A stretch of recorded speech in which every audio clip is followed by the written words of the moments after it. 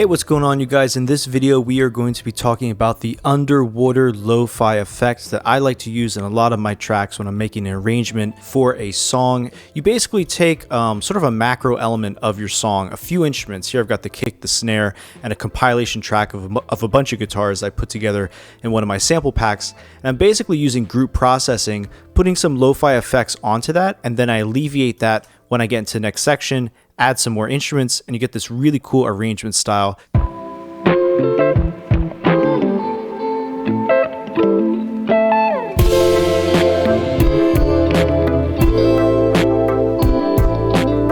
If you're an Ableton user or an FL Studio or a Pro Tools user, we're going to go over the native plugins for those DAWs to achieve this sound one by one. So stick around, enjoy the video. I hope you get something out of it.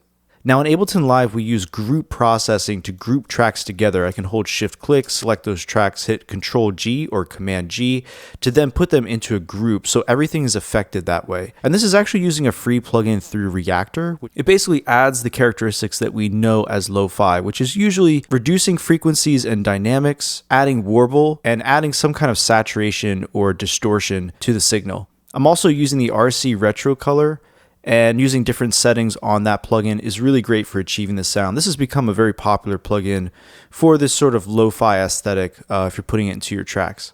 And finally, I'm doing some EQ where I'm taking some of the top end off. And here I just decided I wanted to make a little dip in the mid-range just to get rid of some of that boxiness.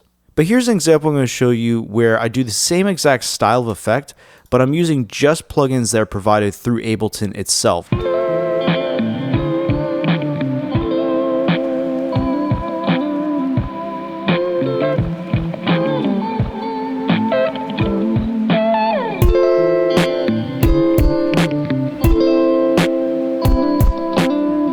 So as you can tell, it's pretty drastic once all those effects are taken off. It feels like everything has just been, like a blanket has been lifted off the sound. And it's just a really neat arranging technique that you can use for intros, bridges, and outros to songs. And if you were to pair this along with something like a riser element, in Ableton Live, what I'm using here are a select number of plugins in succession, starting with some maybe less obvious choices like a glue compressor in the beginning, where I'm actually really smashing it down.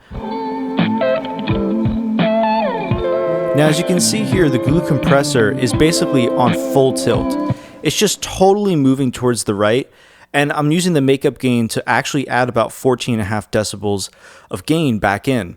This is a very drastic way of using the glue compressor that most people wouldn't bother doing. I mean, you typically add the glue compressor almost like a mastering element or something where you're doing it to maybe add a little bit of 5 decibels or 3 decibels of compression to sort of glue something together, hence glue compressor.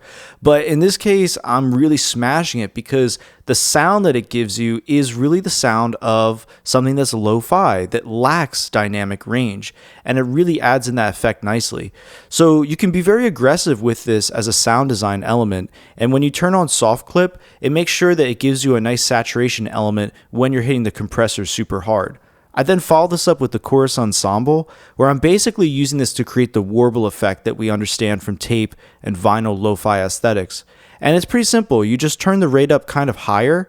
If it's a slower rate, it'll be a little more sloshy and slower sounding, obviously. If you turn the rate up, not too fast because that would sound kind of alien-y, but around 4 or 5 hertz is sort of that range that gives you sort of a fast vibrato element. And then I'm not using too much, around 14%. You can obviously be more or less heavy with this effect, depending on how warbly you want it to sound. And the warmth feature on this module is really great too. I then followed up with the EQ8, and you can see I'm actually bumping it up because once we follow that up with these 3 plugins, the pedal, amp, and cabinet plugins that Ableton 11 provides, you're going to find that it's good to add some brightness in to sort of balance things out. The pedal adds basically the overdrive or the saturation or distortion element of the sound, which again is really good for lo-fi music. I mean, you can add a little bit of crunch to the sound, which is always very good, makes it sound very old. The amp feature is really cool too. I like to use the clean setting, and I just dial it in underneath to just add a little more brightness and openness to the sound, which might sound a little bit contradictory since you're trying to take away frequencies to make it sound lo-fi, but this just has a really good sound to it. And then this is probably the best kept secret, I think, for lo-fi producers using Ableton Live is the cabinet plugin that's provided through Ableton 11 stock. And I basically think that this is one of the best ways to just quickly make a sound lo-fi. It really does add that sensation of putting a blanket over the sound. And it's pretty simple. You could keep it on mono, put it 100% wet, and you can mess around with some of the features. The 2x12, the 1x12 sound both really good. Condenser, you could try a dynamic, just changes the color of the sound, but just takes away frequencies and makes it darker, which is really good for getting into that lo-fi aesthetic. And finally, I'm using the audio effect rack through Ableton Live, which actually allows me to dial in a reverb in a parallel chain. You can see I'm using the fader at -12 decibels to sort of dial it in underneath.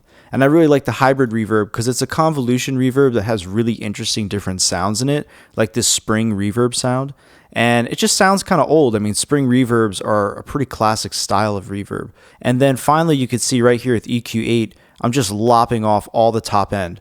The neat thing about Ableton Live is I can take all these effects, hold down Shift click, and I can actually send these into their own group.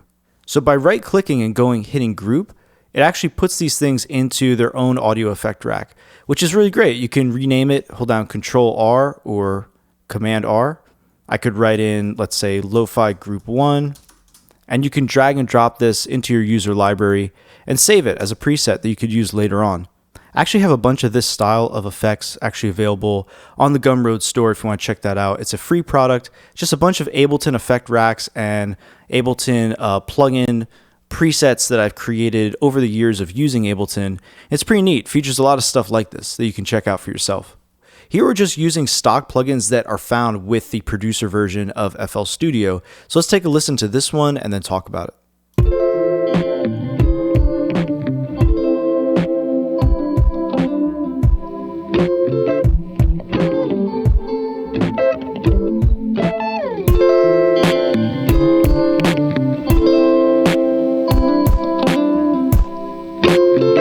Okay, so a very similar idea, but actually kind of different sounding.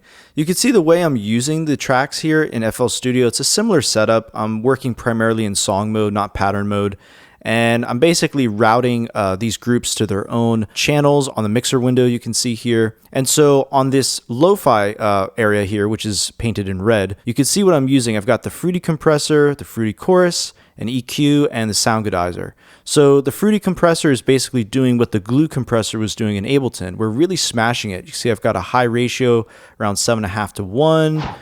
The threshold is pulled back. We're setting it to the vintage type. And then if I go to my Fruity chorus, it's the same idea.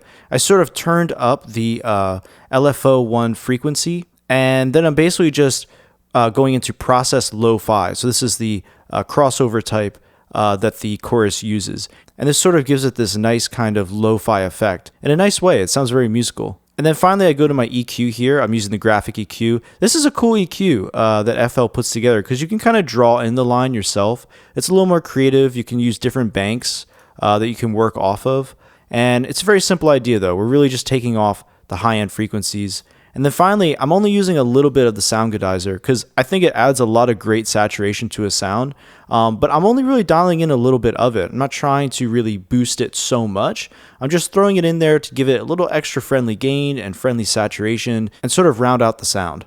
Alright, so let's try this out in Pro Tools. And the thing I like about this video is we are using different DAWs. So you can see some of the stock plugins that I'm using on this lo-fi effect in Pro Tools.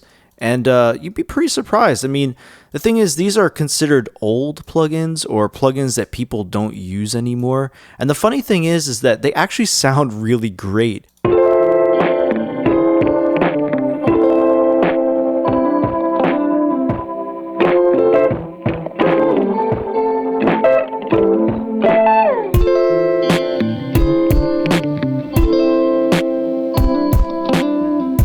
Yeah, so a pretty different sound. I mean, a lot of the principles are the same. You see this idea of using heavier compression, taking off the lows and the highs, reducing the frequencies through EQ.